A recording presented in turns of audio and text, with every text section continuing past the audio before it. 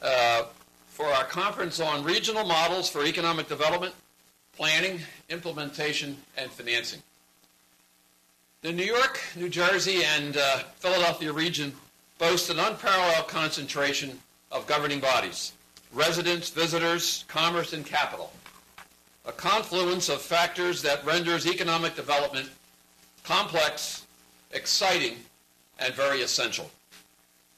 We presently live in an era of astounding regional activity, from transit facilities to stadiums to massive mixed-use urban revitalization undertaking.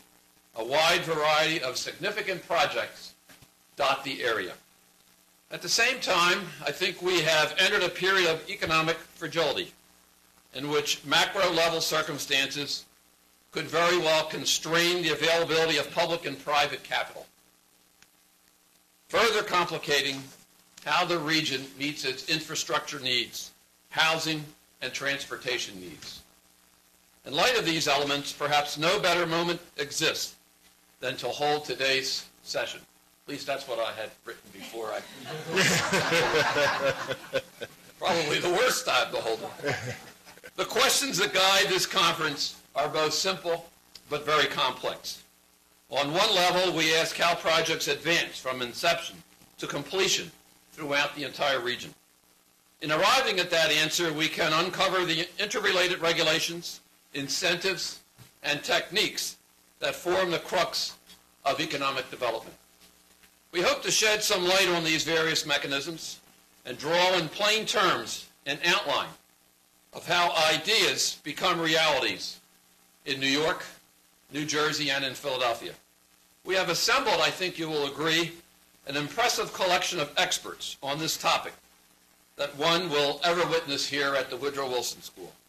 I thank each of them for taking the time and the effort to get here to give you, the group that is here, their insight and their expertise. I would also like to thank our co-sponsors, the Regional Planning Association, who have served as outstanding partners at every stage in the development of this forum. And in particular, I want to thank Tom Wright and ask Tom to come up, and who's going to introduce our lead speaker this morning. Tom? Thanks, Rich.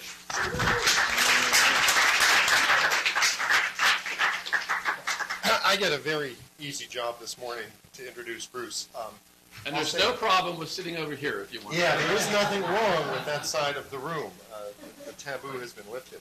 I'll say first I want to also reciprocate, thank Rich and Tim and Georgette, the wonderful folks here at Pryor at Princeton University. I think the power that Pryor has to convene these kinds of forums and bring together these groups is just a wonderful, wonderful institution and ability here in central New Jersey. And so at RPA, we are just thrilled at the partnership we have with the Policy Research Institute. We started talking several months ago about this idea about comparing and contrasting economic development models and just really getting into the nuts and bolts of how is it that different institutions in different parts of this region, in New York City, in New York State, in New Jersey, and in Philadelphia, really approach, plan, and finance economic development projects. Because we think that there are ideas, strengths and weaknesses to each of the approaches that the different institutions and the practitioners could learn from each other. And so that was the kind of forum that we wanted to set up. And I also want to thank all the speakers this morning. I think we have a wonderful, wonderful group of panelists to talk about. As we were laying it out, Rich, I'll give credit, kind of said, well, what we need in the morning keynote is somebody who can give us a broad overview, a national perspective on the best practices, on the leading thinking on what economic development is and should be in the United States. And we kind of paused for about a second or two and said, oh, well, that would be Bruce Katz. It was just completely obvious that we needed to get Bruce up here to talk about this because of the work that he's been doing for the last 10 years at Brookings Institute at the Metropolitan Policy Program. Bruce is, I think, well known to most people. He comes out of HUD, where he was Chief of Staff to Secretary Cisneros and really worked in Washington in housing and urban development for many years. But about 10 years ago, he really created this incredible program at Brookings, looking at metropolitan policy. For those of us at RPA who've been kind of slogging in the trenches for 20 for 20 years, I was going to say, only personally 20 years, for 80 years as an institution. It feels like 80. It feels like 80. We have the scars to show it. It's just unbelievable what Bruce has been able to create at Brookings in terms of pulling together the best thinking, the academics with the practitioners, creating a real understanding about what metropolitan regions are, what kind of policies affect them, and having a presence in Washington with the federal government, which has been, as I think everybody knows, really AWOL on these issues for so long. So I would encourage anyone who hasn't to go look at the website of the Metropolitan Policy Program. I very liberally assign my students many readings off of that website. It is really an unbelievable body of work that has come together out of that program, out of the last 10 years, and it really is all due to Bruce Katz and what he's done. So it's a great honor to be able to welcome him this morning, thank him for joining us, and look forward to his speech. Thank you, Bruce.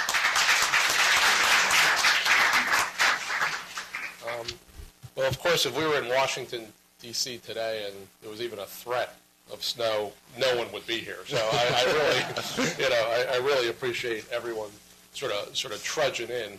And, thank Richard and Tom and Bob Yarrow. I mean, when Tom called me about this, I don't know how many months ago, generally my attitude is if RPA wants me to do something, I'll do it.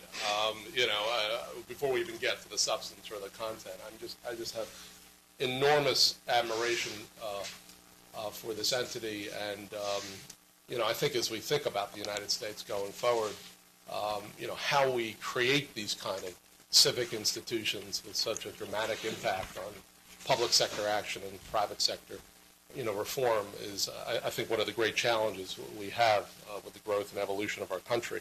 Obviously, I know a lot of folks here who are on the panels and are in the audience, and in many respects, from our view, you've really been at the sort of front lines of competitiveness and, sustainable challenges in the United States. I mean, you're the ones really sort of dealing with really some of the toughest questions that we face in the country. And I think, our proposition for this year that I'll talk about is that these are exactly the kind of challenges that we need to talk about at the national level in this historic presidential election. So in less than about, 9 months or so, we're going to elect our 44th president. And it's going to be the first election since 1952 when no incumbent president or vice president will run as the nominee of either political party. So just imagine, for think tanks, this is a good thing, right? It's a competition for ideas. We couldn't be having a more exciting time. But obviously, the election is significant for other reasons. As you know, dynamic forces are transforming the world in which we live, posing, in our view, urgent and very stark challenges for the country. To address these challenges, we contend that the U.S. really needs a blueprint for American prosperity, which is a new national vision for a federal partnership with states, localities, and the private sector to strengthen metropolitan economies and to grow a strong and diverse middle class and to grow in environmentally sustainable ways.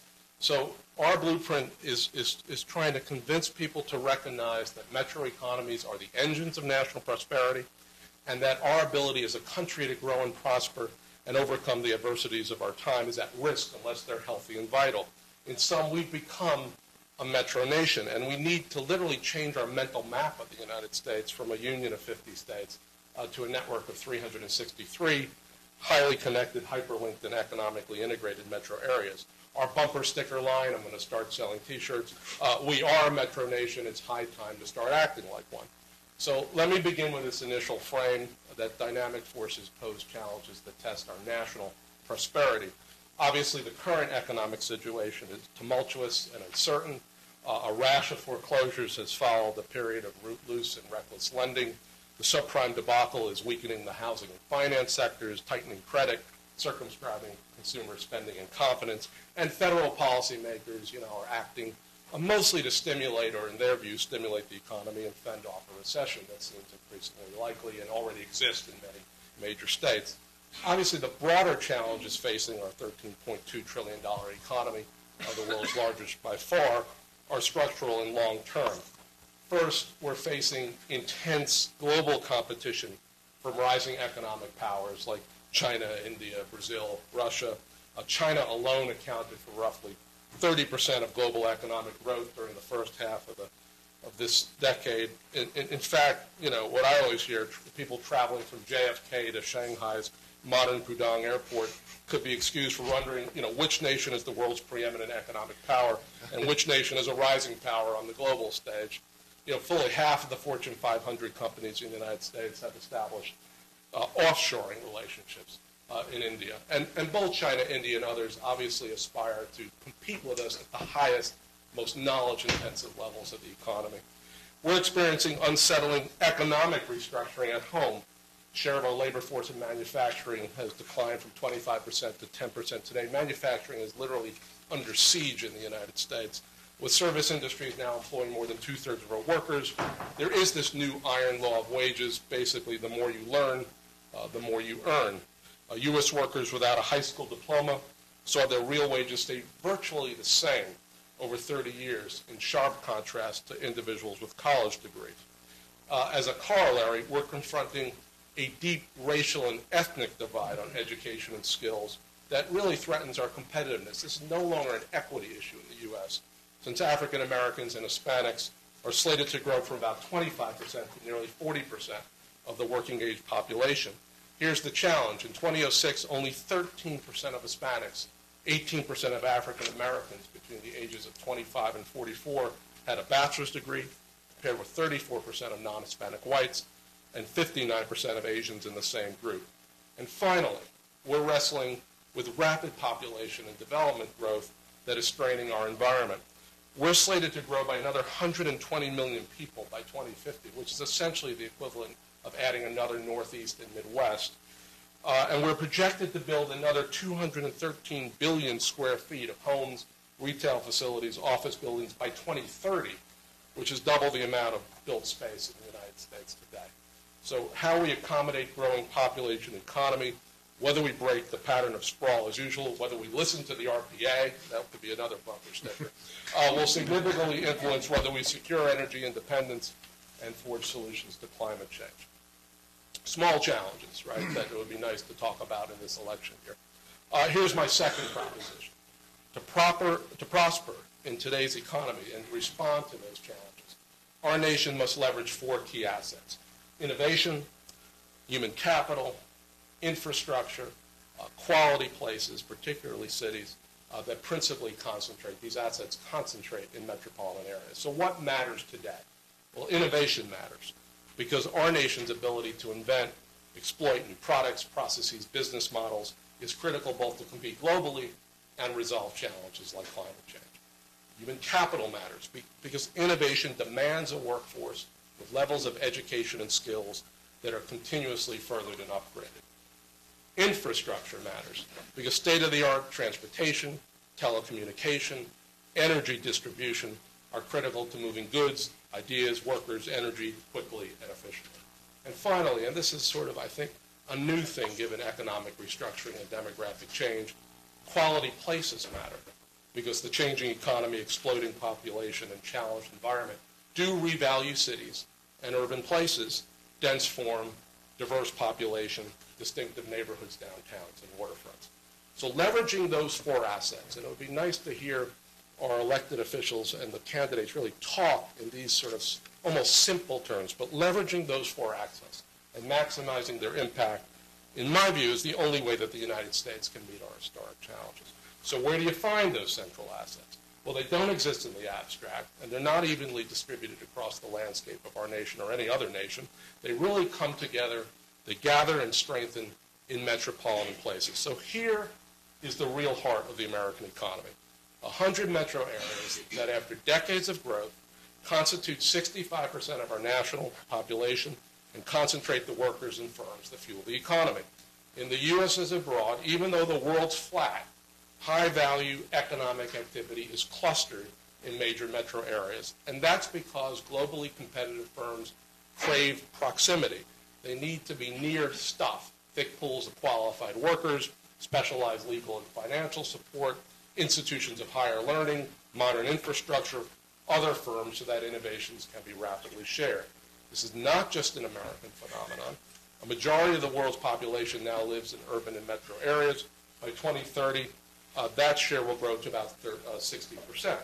Across the globe, national economies are fueled by metro economies. There are now over 400 metros in the world with over 1 million residents compared to only 12 in 1900, 83 in 1950.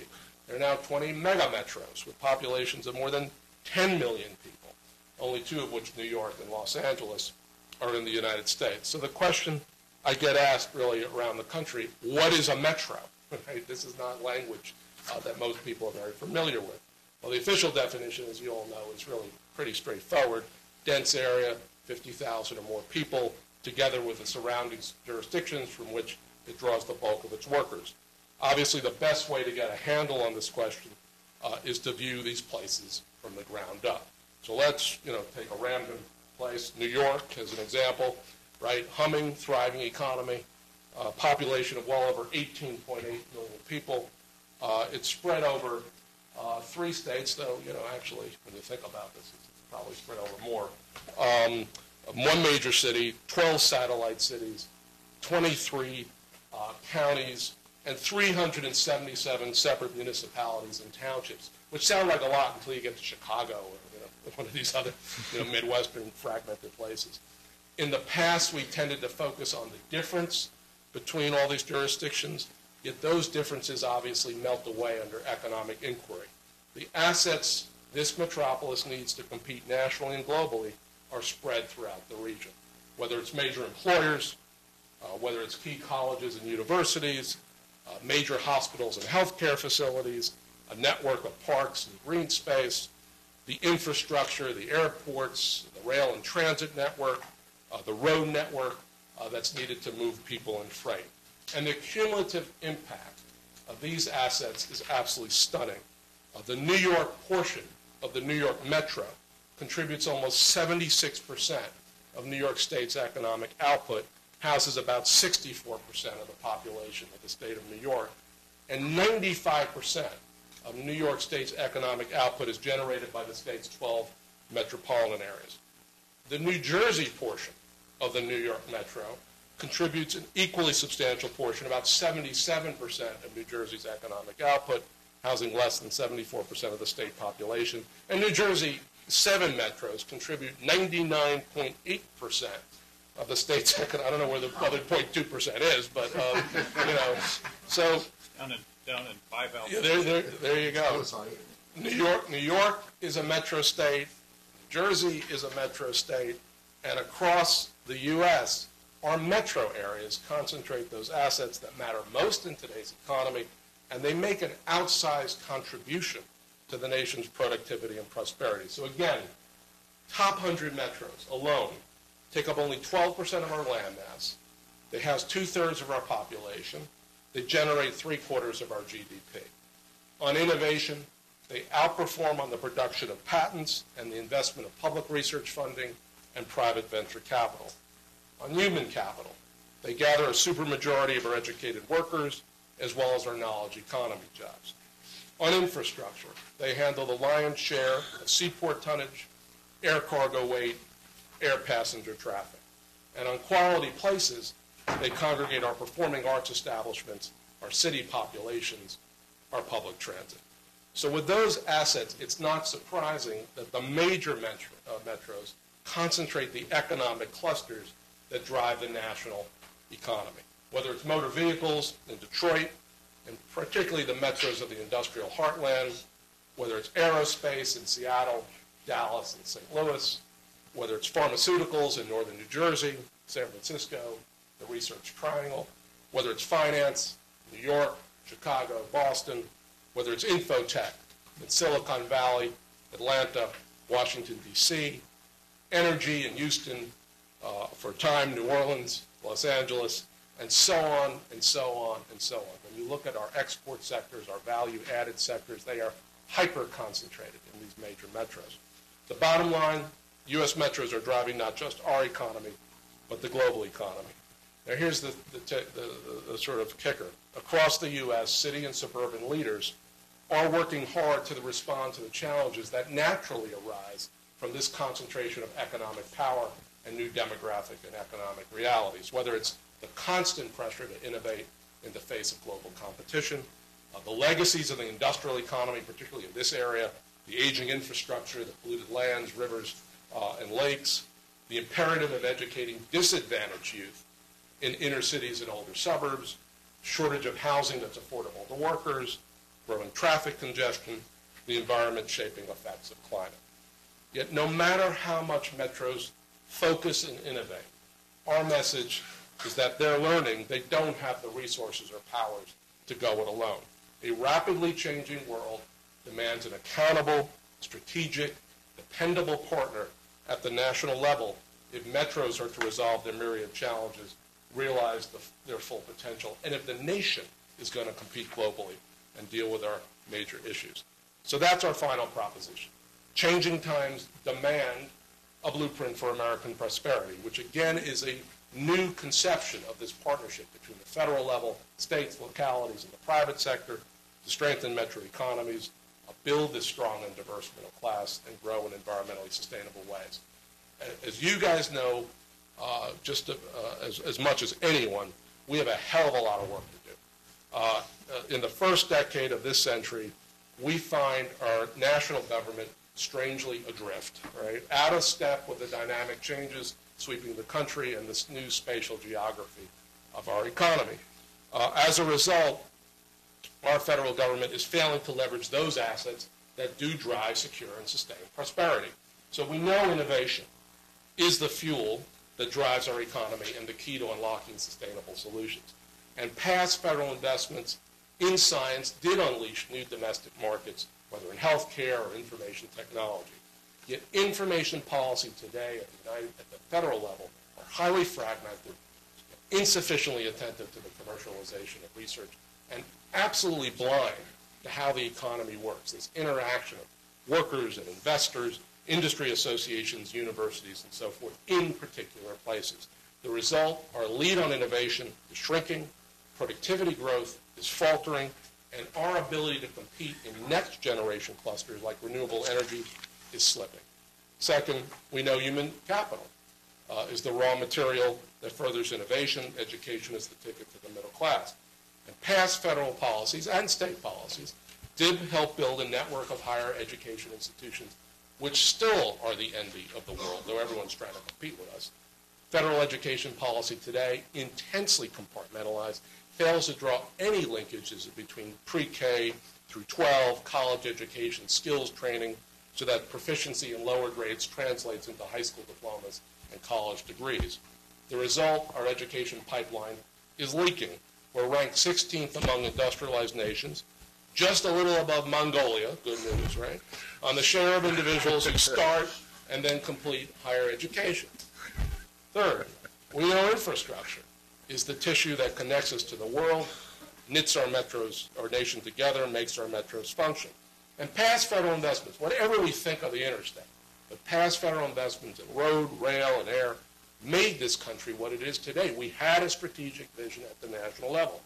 Infrastructure policy today is an absolute unaccountable free-for-all. It is geared more to building bridges to nowhere than maintaining the ones we have, developing world-class transit, or unblocking the movement of freight at our sea, rail, and air hubs. The result, physical neglect, congestion, undermine and compromise the efficiency of a network that's crucial to the national interest, with a price tag conservatively estimated in the hundreds of billions. And we know quality urban places are critical to our ability to attract and retain innovative firms and workers and grow in sustainable ways. And we did have policies back in the 30s and the 70s that did transform the downtowns of San Antonio, major reconstruction projects. Federal housing policies today, for the most part, largely fuel the expansion of McMansions at the periphery of metros, while failing to address the pressing demand for workforce housing in cities and suburbs alike. The result, dispersed, low-density growth, which is energy-sapping, congestion-inducing, and fiscally dissipating, dominate the American landscape. We're unprepared to accommodate the next 25 million, let alone 120 million Americans. Now, in each of these areas, our federal government is a legacy government. It's a collection of ossified, compartmentalized agencies that are mostly carrying out decades-old programs and policies that are really suited more to a pre-internet, almost pre-globalization world. Well, that's the hard news, right? So Brookings, we're here to help. Where do we head? Over the course of the next year, my program and many partners throughout the United States are developing this blueprint for American prosperity because we see an opportunity to develop concrete legislatable reforms to advance key national priorities, boosting innovation and productivity, making work pay for low-wage workers, replicating the best examples of urban school reform, achieving higher and higher levels of educational attainment and skills for minority residents in particular, integrating immigrants into the mainstream of American life, increasing the supply of workforce housing, improving transportation within and across metros, and making energy efficiency in our homes, the built environment, part of the solution to climate change. Our goal is to develop these ideas in concert with a network of metropolitan, corporate, civic, and political leaders like yourselves to ensure that national policy and national recommendations builds from your innovations, as opposed to stuff we just cook up in Washington. That was my prior job. And really geared to unleashing the energies and talents of entrepreneurs and leaders across the country. So we are struggling here, and we're trying to really erect what is a new compact between the federal government, states, localities, private sector, a 21st century federalism, which reflects the distinctive realities of our moment, which is fast-moving, super competitive, and metropolitan-led.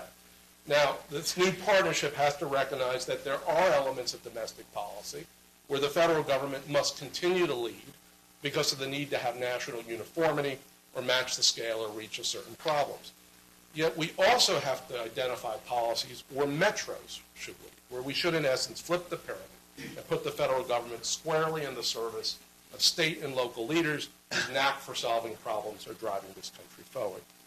And we also have to reimagine the government's relationship with the private sector, creating new markets in sectors like alternative energy through investments in advanced research that companies will not do by themselves, using market mechanisms like real-time pricing to enable consumers to manage energy consumption of their homes or deal with traffic congestion, unleash private sector investment to stimulate market-led responses to energy efficiency and transit-oriented development. So let's just take infrastructure as an example of what this might look like in practice. First, what if the federal government leads where it must, embraces a national infrastructure vision for this century that strengthens the connections between the gateways and corridors that are the critical nodes of international trade and intermetropolitan commerce? So we believe that such a national vision should focus on preserving and maintaining our vast network of interstate highways, and that the 50 states should be primarily held accountable for doing so. Yet we also believe that such a vision requires new targeted and sustained investments in projects of national significance. A multi-decade commitment, for example, to building a 21st century air traffic control system, and focused attention on critical ports like those in Metro LA, rail freight hubs in Chicago and this region, passenger rail corridors, obviously in the Northeast and the Southeast, air freight hubs like Memphis and Louisville. Second, what if the federal government empowers metros where it should and enables them to use transportation spending to achieve sustained prosperity and sustainable growth?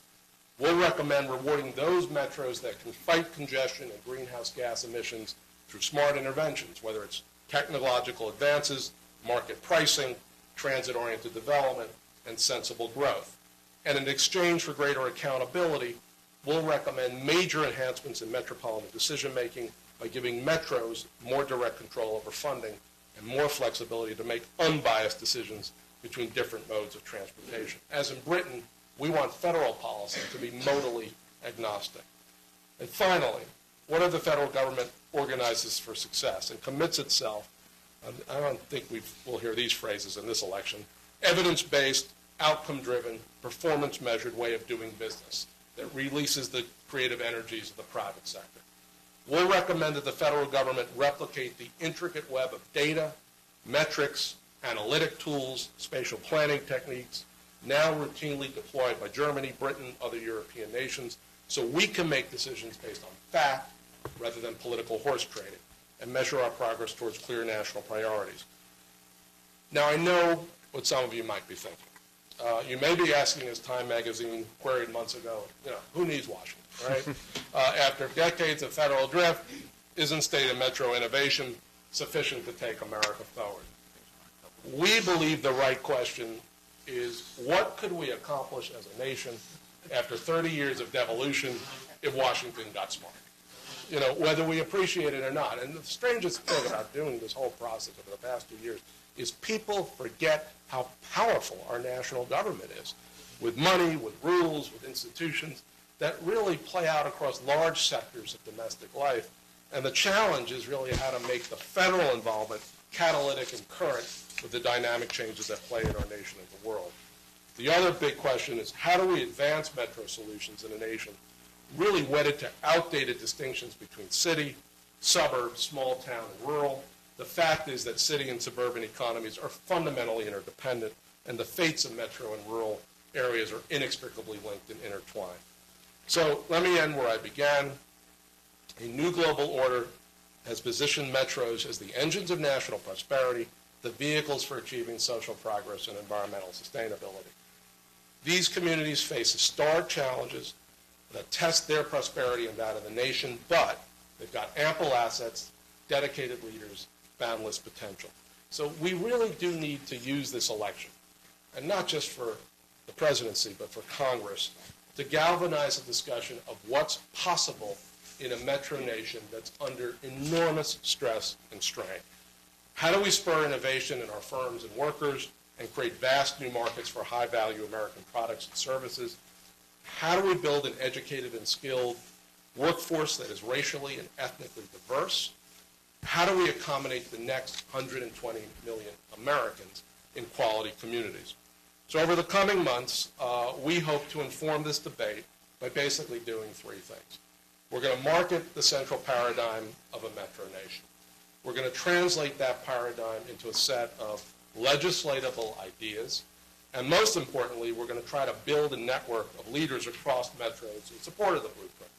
We already have a Metro Leadership Council of now 23 philanthropic, corporate, and individual investors from 14 separate metros to support and guide our work. We'll probably have 40 members. And this is a mix of the Gates and MacArthur and Rockefeller foundations to Bank of America and Allstate and Fannie Mae and Cherokee to individuals out of the real estate, finance, and other sectors. We're building networks also of metropolitan partners. RPA is almost the quintessential kind of partner we want to work with, from dozens of metros, elected officials, civic and business organizations, universities, community and environmental groups. And with these partners, we will convene gatherings in New York, in Long Island, in Boston, in Seattle, in Dallas, in Tulsa, in Kansas City, basically whichever has a decent air connection. And on June 12th, I'm not going to Bangor, Maine, okay? But on June 12th, we're going to convene this group of partners for the first time in Washington for a national summit to sort of put some real muscle behind this notion of a metro nation. And then we're joining with the key traditional national constituencies, like the National Governors Association and the Council on Competitiveness and the National Urban League and the U.S. Conference of Mayors, to address challenges like boosting innovation or improving education or ensuring that workers can access quality, affordable housing or managing our communities in environmentally sustainable ways. So we're at a moment of global change. The time for action is at hand. We do think we need a partnership for American prosperity so we can guide our broken federal government towards pragmatic and results-driven leadership.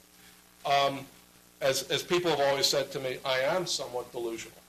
And I really still believe, and actually this election has made me more optimistic than I usually am, that this country can act with vision, with imagination, with confidence. I think we can master the possibilities of the 21st century, but only if we understand we are a metro nation and it's high time to start acting like it. So thank you very much.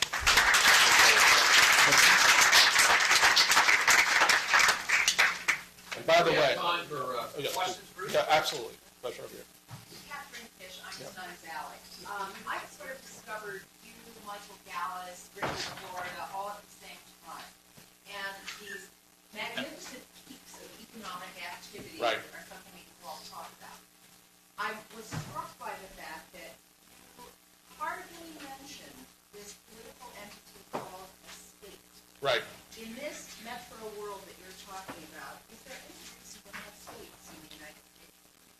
Well, we are a union of states, and I can tell you that. Next campaign. Yeah, so what I've always sort of understood in the state is never call for a constitutional convention. You'll end up with stuff you don't want. But I mean, I'm obviously trying to be, overly provocative, even obnoxious here, and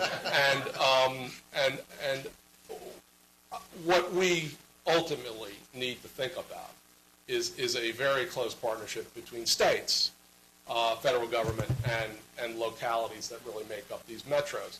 Now, there are several states that obviously get this, and you could run the same, we're a metro state kind of playbook and sort of paradigm, and I think increasingly we do have governors and legislatures and administrative entities that sort of understand the shifting nature of the economy and the dramatic social and environmental challenges, and they need to change the way they do business. I mean, for the moment, for the sort of early stage of this, I mean, we really want to sort of dial up this notion of how the country is spatially organized in true economic and environmental terms, and dial down some of the sort of tough federalist partnership issues. But we will have a lot to say as this year progresses, after we get through our paradigmatic stage, about these sort of tighter federal-state-local relationships, so that we can truly sort of, empower and sort of animate all this. But for our early, stage sort of shot across the bow, as you can tell, I mean, we're trying to emphasize certain things and de-emphasize others. Yeah. So first of all, you should come here and teach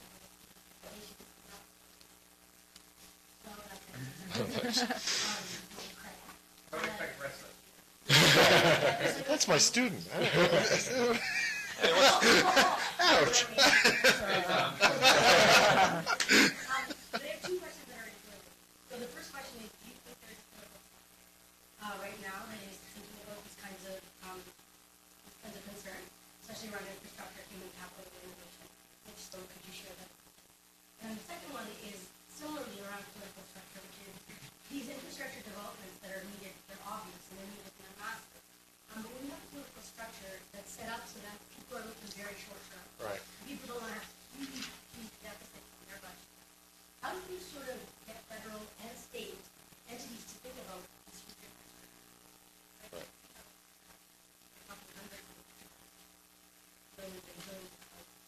Yeah. On the first question, we do have a non-candidate who gets this, and that's Mayor Bloomberg, obviously. In terms of, the major candidates, whether it's McCain, Hillary or Barack, it's interesting we call Hillary and Barack by their first names and McCain by his last name, but that's okay. I mean, but I do think the way national leaders think about these things is in segmented and compartmentalized ways. So when I deal with the campaigns, the last thing they want to talk to me is about paradigms. What they do want to talk to me about is infrastructure, workforce housing, energy efficiency. What do you got on subprime? We live in a national government that tends to view the world through sort of silos and stovepipes, partly because that's the way Congress is organized. I mean, Congress has a hard time, even when you talk to full congressional delegations from particular metros, you talk to senators about how they have a hard time grasping this sort of spatial nature of things. They tend to view things through this sort of, so, my attitude is perfect is the enemy of the good. If we can get them to basically make moves on specific areas of domestic policy, all the better. Maybe in 30 or 50 years we'll actually accept the notion we're a metro nation. But, so this is, both idealistic and practical at the same time. I do think that there are elements of the recommendations that have been put forward, mostly by the Democratic candidates, since John McCain has already declared he knows nothing about the economy, that I think hold true and sort of are somewhat consistent with this. I think where McCain is obviously strong and somewhat of an outlier in his party is on climate and on immigration. And so, I mean, the interesting thing about this election are two issues that really could have been wedge issues. And this election won't be wedge issues because John McCain is likely to be the nominee of his party. On infrastructure issues, the big paradigmatic move on infrastructure is for the country to sort of view this from a competitiveness lens and to some extent through a sustainability lens. Transportation is an ends to a means. Or a means to an end, I'm sorry. It's a means to an end. It's not an end in itself. And the problem right now is transportation decision-making. All is just sort of treats, whether it's the maintenance or preservation or expansion of capacity as really the end in itself. Infrastructure is about building more stuff. Well, it's not. It's about a vehicle towards competing globally, dealing with some of our social divisions and obviously growing in sustainable ways. On the first one about competing globally, we can sort of understand that infrastructure investments are in the service of national competitiveness. And our ability to basically maintain our edge going forward requires us to think really at the national scale again about those core strategic targeted investments that are keep us moving forward in a globalized economy. I think the investments will grow. Now, how much of that will be public and how much of that will be new partnerships with the private sector, it's going to be a mix. It's not going to look like what it looks like now. And there's some huge, major political trades that have to happen here between particularly the rural states and the metro states around some significant new investments. But I think if we can change the paradigm and the framework for the discussion of infrastructure from, again, the sort of separate, insulated, isolated area of domestic policy to something that's critical to other priorities, then I think we can have a much more mature conversation about investments.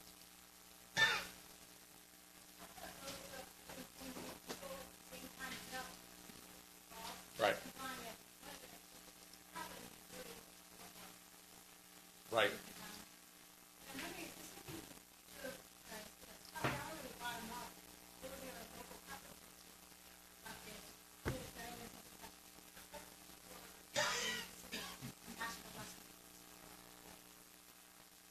Yeah, I think what probably has to happen, because the federal government has been down this road before in terms of how much influence it's going to have over local land use and zoning decisions, and so there really is a sense of the national government doesn't have any business, in dictating, though obviously there are many areas of national policy that influence and inform local decision making. I think what I'm envisioning going forward, particularly let's say for the top 50 metros, which house more than 1 million people in the United States, is a much more mature kind of collaboration and partnership over time. So let's say the federal government said to the New York Metro, Chicago Metro, or the Los Angeles Metro, let's focus on the big stuff here for a second. I mean, let's focus on how you as a metropolis are going to think about reducing greenhouse gas emissions, or think about some broader productive, indicators related to growth. And let's see a unified way of thinking about this in terms of growth and development patterns over time. It may require, obviously, more transit investments. It may require more compact growth along transit corridors.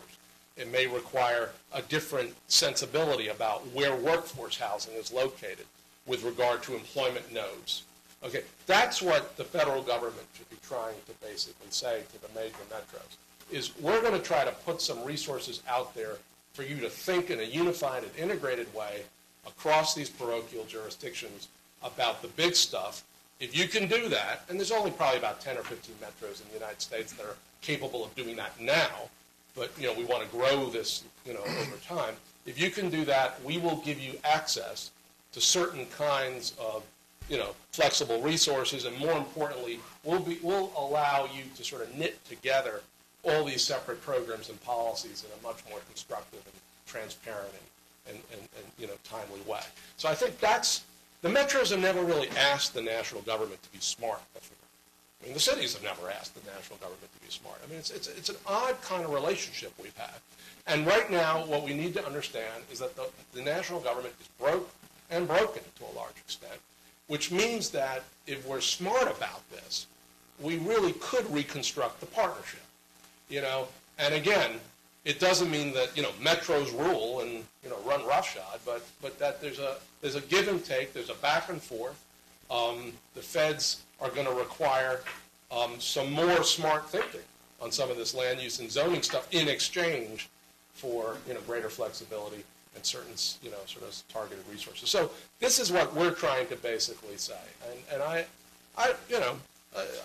my sense is as we talk about climate, as we talk about global competitiveness,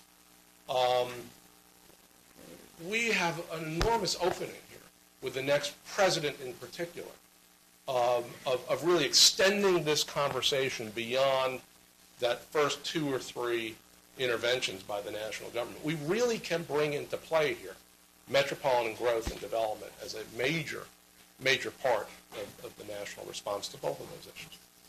Good. Thanks.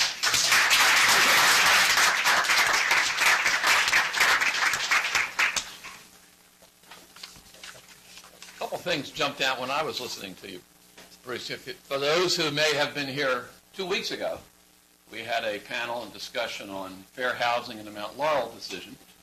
And Michael Stegman was our luncheon speaker, an associate of Bruce when they were both at HUD.